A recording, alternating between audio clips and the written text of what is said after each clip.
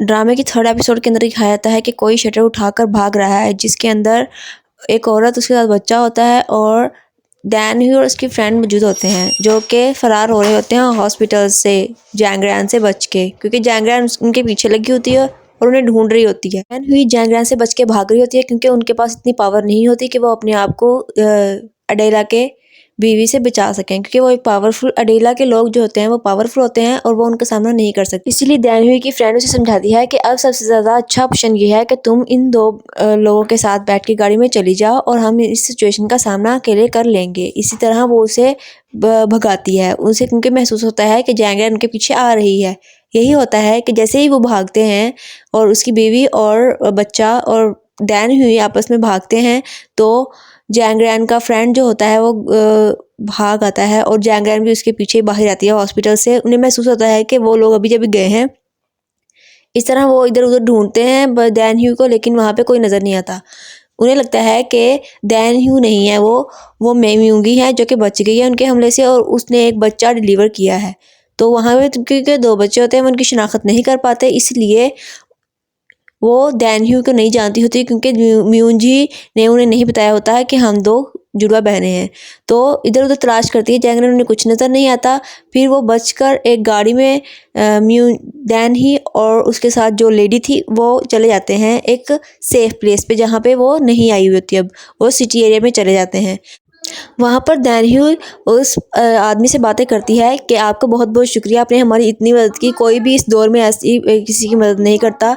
फिर वो शख्स जो होता है वो उसका शुक्रिया अदा करता है कि आपका भी बहुत बहुत शुक्रिया, आपने मेरी बहुत हेल्प की। इसी तरह वो दो चाबियाँ उसे पकड़ाता है जो कि किसी चीज़ की होती हैं, तो वो उन्हें समझाता है कि अगर आपको किसी चीज़ की ज़रूरत होती हो तो मुझसे रब्ता कीजिएगा। वो उनकी जो है वो उससे ले लेती है, वो की किसी हेडक्वार्टर की होती हैं जो कि वो उसे रहने के लिए देता है। तो इस तरह वो उसका शुक्रिया अदा करती है, वो उसका बहुत शुक्रिया अदा करती है कि मेरा आप पे बहुत बड़ा एहसान है, मैं आपका एहसान जो है वो अदा नहीं कर सकती। वो गाड़ी में बैठता है और चला जाता है। डैन ही वहीं पे खड़ी रहती है और जैंग जो है वो, जब उसे अस्पताल में कोई नहीं मिलता तो वो मायूस होकर एक दूसरे से लड़ने शुरू हो जाते हैं कि ये तुमने मुझे झूठ बोला, यहाँ पे तो कोई नहीं था। फिर वो आपस में लड़ते हैं कि ये कोई मिसअंडरस्टैंडिंग है। तो इस तरह वो बताती है कि बहुत बड़ा कांड हो गया है, अब जैंग आएगा और हमें बहुत डांटेगा। इस तरह वो आपस में डिस्कस करते रहते हैं, लड़ते रहते हैं कि म्यूंजी कहाँ पे चली गई, क्योंकि उन्हें डैनही का पता नहीं होता कि वो म्यूंजी की जुड़वा बहन है। तो वो पूछती है उससे कि अब म्यूंजी किधर चली गई, वो बच्चा किधर चला गया, तुमने तो कहा था वो यहीं पर है, लेकिन वो भी यहीं पर नहीं है। तो मुझे बात बताओ कि वो कहाँ चले गए, वो कहाँ जा सकते हैं इतनी जल्दी। तो वो इस चीज़ पर दोनों आपस में बहस कर रहे होते हैं, क्योंकि इस चीज़ का उसने ताई हो को बता दिया होता है। और ताई हो वो अपनी गाड़ी में से निकलता है, इंटर होता है और वो पूछता है कि मेरा बच्चा कहाँ है, और तुमने तो म्यूंजी को मार दिया था, अब तुमने मुझे कॉल करके बुलाया है कि जी म्यूंजी ज़िंदा है और मेरा बच्चा भी ज़िंदा है। तो इस तरह वो तैन हो जो है वो उन दोनों से मुखातिब होता है और वो उन दोनों को अस्पताल के अंदर लेके जाते हैं कि यहाँ पे मेरे फ्रेंड ने इसे देखा था, म्यूंजी को और दो बच्चों को। तो वो दो बच्चे थे, एक मतलब कि उसके अंदर पड़े हुए, ट्रॉली के अंदर पड़े हुए। तो वो अब नहीं है वहाँ पे, वो यहाँ से भाग गए हैं। तो वो जो ताइहोन होता है वो वहाँ के जो है वो इंचार्ज से पूछता है कि ये सीन कब हुआ। वो इंस्पेक्टर होता है, इंस्पेक्शन करता होता है हर चीज़ की। तो वो उसे पूछता है कि क्या माजरा है। वो इससे लड़ता भी है, उसे मारता भी है, क्योंकि वो उसे सच नहीं बता रहा होता। तो अडेले ग्रुप का बड़ा कारकुन अगर किसी इंस्पेक्टर से आके पूछे कि वो इस चीज़ जानकारी रखता है या नहीं रखता, तो वो कोई ना बताए, तो वो उसने गुस्से में आकर उसे मारा। तो इस तरह इंस्पेक्टर ने उसकी मार खा ली और वहाँ से चलता बना। हॉस्पिटल से बाहर आज जैसे ही ताइहोन आता है तो वो गहरी सोच में पड़ जाता है कि मैं अपना बच्चा लेके रहूँगा, म्यूंजी तुम जहाँ भी छुपो मैं तुम्हें ढूंढ के रहूँगा। इसी तरह डैनही को दिखाया जाता है कि वो सादा खुली सड़क पर जाती हुई नज़र आती है। वो सोच रही होती है कि अब मेरे ऊपर दो ज़िंदगियों की रिस्पॉन्सिबिलिटी है, मेरे ऊपर एक और ज़िंदगी की रिस्पॉन्सिबिलिटी है। ये मेरी बहन का बच्चा है और मुझे इसकी सारी जिम्मेदारी अपने ऊपर लेनी है। इस तरह वो उससे पूछती है कि मैं तुम्हारी माँ की तरह दिखती हूँ, मैं तुम्हारी माँ नहीं हूँ, लेकिन मैं तुम्हें इस दुनिया के बुरे लोगों से बचाऊंगी और मैं तुम्हें हर उस चीज़ से दूर ले जाऊंगी जो तुम्हें नुकसान पहुँचाएंगी या तुम्हें नुकसान पहुँचाने की कोशिश करेंगी। तो इस तरह तुम मेरी ही बच्ची हो और मैं तुम्हारी माँ हूँ। तो वो तुम्हारी माँ की शक्ल भी मेरी शक्ल जितनी थी, मैं तुम्हें उसे भूलने नहीं दूंगी। वो इस तरह उसे गले लगा लेती है। वो सोचती है कि कितनी मासूम है, कितनी छोटी सी उम्र में म्यूंजी इसको छोड़ के चल बसी। इस तरह वो उसे ख्यालात में दिल में सोचती है और बेहिस और बेमददगार हो जाती है। लेकिन वो खुद को हौसला देती है कि अभी एक और उम्मीद ज़िंदा है, मैं इसकी माँ हूँ, मैं ज़िंदा हूँ, मैं इसकी देखभाल करूँगी और इसे अच्छा फ्यूचर दूँगी और इसे अच्छी तालीम और तरबियत दूँगी ताकि ये अपने दुश्मनों से बदला ले सके, माँ के दुश्मनों से। तो इस तरह डैन ह्यू की फ्रेंड और उसका भाई जो है वो देख रहे होते हैं उसे, आपस में बातें कर रहे होते हैं और देखते हैं और उसे हाय हाय करते हैं और वो उसे उसके पास जाते हैं और काफ़ी उनसे बातें करते हैं कि डैन ह्यू अब हमें बहुत एक तरफ हमें खुशी भी है और एक तरफ हमें गम भी है कि तुम्हारी बहन का डेथ हो गई है। तो वो खाना खाने उसके घर चले जाते हैं क्वार्टर के अंदर और वहाँ पे खाना और उसका भाई लेके आता है, फ्रेंड का भाई। तो वो आपस में डिस्कशन कर रहे होते हैं और ये बातों को डिस्कस कर रहे होते हैं कि अब हम खुशी मनाएं इस बच्ची की या गम मनाएं तुम्हारी बहन की डेथ का। तो वो उसका भाई ये कह रहा होता है कि इस सिचुएशन में मुझे पता है कि कुछ नहीं खाया था, मेरी बहन ने भी कुछ नहीं खाया था, तो मैं इस चीज़ को नॉर्मल समझता हूँ। तो उसी तरह उसने ये बात कही थी, तो डैन ह्यू ने कही ही थी कि डैन ह्यू ने चम्मच उठाया और खाना खाना शुरू कर दिया, क्योंकि वो जानती है जब तक वो खाना नहीं खाएगी उसके अंदर एनर्जी नहीं आएगी तो वो उन लोगों से बदला कैसे ले पाएगी जिन लोगों ने उसकी बहन को मार डाला। और वो खाना खाती है और सोचती है कि ये कोई सोल्यूशन नहीं है ना खाना खाना। वो अब उसकी बच्चे की रिस्पॉन्सिबिलिटी भी उसके ऊपर है, उसने वो भी अदा करनी है और बहुत सारे काम जो है अधूरे हैं उसे निपटाने हैं। इस तरह वो आपस में डिस्कशन करती है और वो एक और बात बताती है कि अगर मुझे कुछ हो जाए या खुदा ना खास्ता मेरी डेथ हो जाए या मैं कुछ भी हो जाए तो मेरे बाद इनकी देखभाल तुम दोनों करोगे। तुम दोनों ही हो जिस पे अब मैं भरोसा कर सकती हूँ, क्योंकि तुम दोनों के अलावा मेरी ज़िंदगी में और कोई नहीं है। तो इसके बाद इस बच्ची का मुहाफ़िज़, इस बच्ची के जो है वो तो आप लोग ही हैं। इस तरह वो दोनों बहन भाई आपस में एक दूसरे से हँसी मज़ाक करते हैं और डैन ह्यू अपनी बच्ची के बारे में फ़िक्रमंद होती है। डैन ह्यू अपनी बच्ची को उसके फ्रेंड के भाई के पास छोड़ के जाती है, क्योंकि उसने कुछ चीज़ें ऐसी होती हैं जो अनसॉल्व होती हैं, वो सॉल्व करनी होती है और वो इंस्पेक्शन के लिए बाहर जाती है। जैसे वो बाहर जाती है वो बच्ची उसके इंस्पेक्टर की बाहों में बहुत ही सो रही होती है। ये अब दूसरा दिखाया जाता है कि अब इंस्पेक्टर की एक बच्ची है, वो अपनी माँ के साथ खेल रहा होता है, बच्चा होता है, वो अब एक दूसरे को सहला रहे होते हैं और आपस में बातें कर रहे होते हैं कि कैसी फीलिंग्स होंगी म्यून जी के बच्चे के साथ।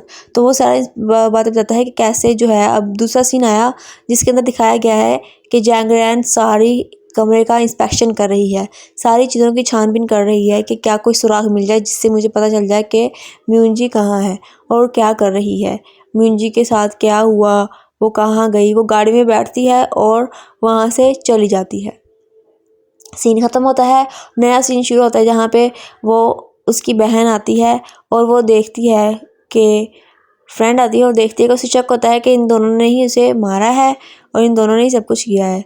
तो इस तरह वो कमरे के अंदर जाती है और इंस्पेक्शन करती है और वहाँ पे उसे कुछ ड्रग्स वगैरह मिलते हैं जो कि और बहुत सारी चीज़ें ऐसी मिलती हैं। और वहाँ पे जैंग ताई हॉन और वो इंस्पेक्टर आपस में बातें करते हैं कि मैं तुम्हें बहुत सारी रकम दूंगा, तुम मुझे सिर्फ इस बात का बता दो कि म्यूनजी और उसका बच्चा कहाँ पे है। इंस्पेक्टर काफ़ी बार उसे इनकार करता है लेकिन वो नहीं मानता। इस तरह वो रकम दिखा के कहता है कि मैं तुम्हें इतने पैसे दूंगा, तुम मुझे म्यूनजी का और उसके बच्चे का रास्ता बता दो कि वो कहाँ पे हैं, मैं तुम्हें इतने पैसे दूंगा। तो इस तरह इंस्पेक्टर जो है वह पैसे ले लेता है और कहता है कि मैं सोचूंगा देखूंगा, बल्कि वो दिल से वैसे नहीं लेता। इस तरह डैन ह्यू जो है वो इंस्पेक्शन के लिए निकल जाती है, उस मोहल्ले में जाती है जहाँ पे वो नैनी रहती थी जिसे म्यूनजी मिलती थी और जिसे म्यूनजी का वास्ता था। सीन चेंज होता है और दिखाया जाता है कि ताई हॉन मैंग्यू के कमरे में जाता है और उसे एक शर्ट मिलती है जो उस बच्चे ने म्यूनजी को दी थी, जिसके ऊपर काफ़ी टॉयज़ वगैरह बने हुए थे। तो वो समझ आता है कि वो पुराने ख्यालात सोचता है कि कैसे म्यूनजी मुझे कहती थी कि अब हमें शादी कर लेनी चाहिए, या वो पुराने ख्यालात में ये सोचता है कि म्यूनजी मुझसे शादी का कहती थी और मुझे इस चीज़ पे इंसिस्ट करती थी। इस तरह ताई हॉन उस ग्रैनी के घर जाता है, उसे हरासमेंट करता है, उसे मारता है, उसे पूछता है कि म्यूनजी कहाँ पे है। तो वो कहती है मुझे नहीं पता, वो तुम्हारे पास थी, हॉस्पिटल में गई थी। लेकिन वो ताई हॉन इस चीज़ से इनकार कर देता है और फिर उसे पूछता है कि आराम से पूछ रहा हूँ, बताना है तो बता दो वरना मुझे घी उल्टी उंगली से भी निकालने आता है। तो इस तरह ग्रैनी परेशान हो जाती है क्योंकि उसे तो इस मामले के बारे में कुछ नहीं पता होता। तो ताई हॉन उसे मारना शुरू हो जाता है, जहाँ पर उसका बच्चा आता है उसे छुड़वाने के लिए ग्रैनी को। तो वो इस तरह तरले मिन्नतें करता है कि तुम छोड़ दो मेरी मामा को, तुम क्या कर रहे हो, तुम्हें ऐसा नहीं करना चाहिए, हमें नहीं पता म्यूनजी कहाँ पे है, वो तो आपके पास ही थी। इस तरह वो बहुत सारी बातें कहता है लेकिन उस पर कोई असर नहीं होता। ताइहोन अभी उससे मार ही रहा होता है कि सारा मोहल्ला शोर की वजह से इकट्ठा हो जाता है और ताइहोन घबरा जाता है कि मेरी इमेज क्या बनेगी इनके सामने। तो इस तरह वो उस बूढ़ी औरत को छोड़ देता है और उसे नीचे गिरा देता है। और ये बहुत एक संगीन मसला होता है जिस पर सारे मोहल्ले वाले इकट्ठे होकर उसका साथ देते हैं और उसे दिलासा देते हैं और उसे खड़ा करते हैं। इसी तरह दैन ह्यू कोने में खड़ी हुई देख रही होती है। इस तरह ग्रैनी की नज़र दैन ह्यू पे पड़ती है, जो कि उससे ग्रैनी जो है वो उसे म्यूंजी समझती होती है। वो एक तावीज़ देखती है जो कि इस ग्रैनी ने उसे म्यूंजी को दिया होता है। इसी तरह अभी दैन ह्यू की नज़र उसकी ग्रैनी पे पड़ी और ग्रैनी भी उसे देख रही होती है, जहाँ पर उन दोनों की मुलाकात होती है और वो उसे एक कमरे में लेके जाती है जहाँ पे अंधेरा ही अंधेरा होता है। वो दोनों वहाँ पे जाती हैं और एक दूसरे से बातें करती हैं कि म्यूंजी तुम कैसी हो, तुम इतने दिन कहाँ पे थी, ताइहोन तुम्हें ढूंढ रहा था, तुम क्या कर रही थी, तुम्हारा बच्चा कैसा है, डिलीवरी नॉर्मल हुई या ऑपरेट हुआ, बताओ ना, अब तुम चुप क्यों हो, तुम बोलती क्यों नहीं, बताओ मुझे, मैं बहुत एक्साइटेड हूँ, बेबी कहाँ पे है, तुम कहाँ थी। तो जब इतने सवालात करती है तो फिर दैन ही उसे बताती है कि मैं म्यूंजी नहीं हूँ, मैं म्यूंजी की बहन ही हूँ, मैं एक जुड़वा बहन हूँ, मैं उसकी तरह दिखती हूँ, म्यूंजी मर चुकी है और हम दोनों अब मैं उसके बच्चे की देखभाल कर रही हूँ। इस तरह ग्रैनी बहुत ही शौक हो जाती है, ग्रैनी बहुत सदमे में चली जाती है। वो एकदम से ऐसा इजहार कराती है जैसे कि सब कुछ ख़त्म हो गया, म्यूंजी उसका एक अच्छा पार्टनर थी, वो चली गई। वो रोती है, चिल्लाती है और देखती है कि एक सेम शक्ल की लड़की मेरे सामने बैठी हुई होती है जो इनकार कर रही है कि मैं म्यूंजी नहीं हूँ, मैं कोई और लड़की हूँ।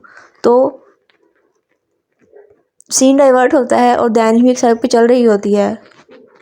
यहाँ पे वो कई ख्यालात सोचती है अपने दिल में कि वहाँ पे क्या हुआ था।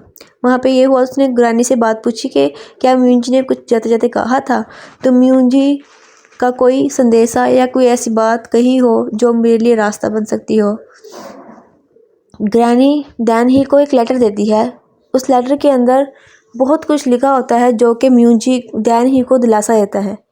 वो सोचती है, वो उस लेटर को पढ़ती है और बहुत रोती है, इतना रोती है कि वो हर चीज़ पे मायूस होती है। वो पढ़ती है कि आखिरी वक्त में म्यूंजी ने बहुत कुछ ऐसा लिखा जो कि हकीकत बन गया।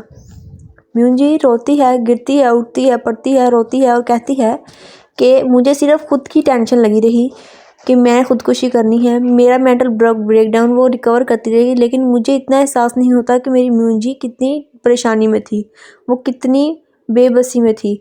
उसने बताया कि कैसे जैंगरैन उस पर जुल्म करती थी और कैसे ताइहोन ने उसे शादी से इनकार कर दिया और कैसे सारे जुल्म वो खामोशी से सहती रही। और जब उसे पता चला कि जैंगरैन अब बाप बनने वाली है, माँ बनने वाली है, तो ये बातें उसने सुन ली।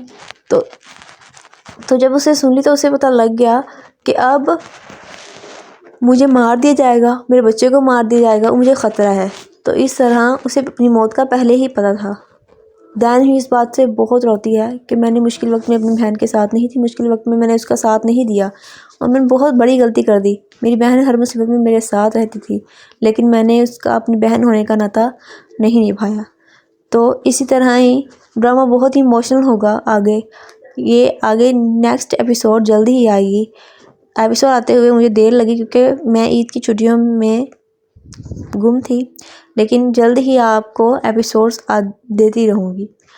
तो अगर आपको मेरी वीडियोस अच्छी लगी हो तो प्लीज़ लाइक करें, शेयर करें, कमेंट करें और ज़्यादा से ज़्यादा सब्सक्राइब करें।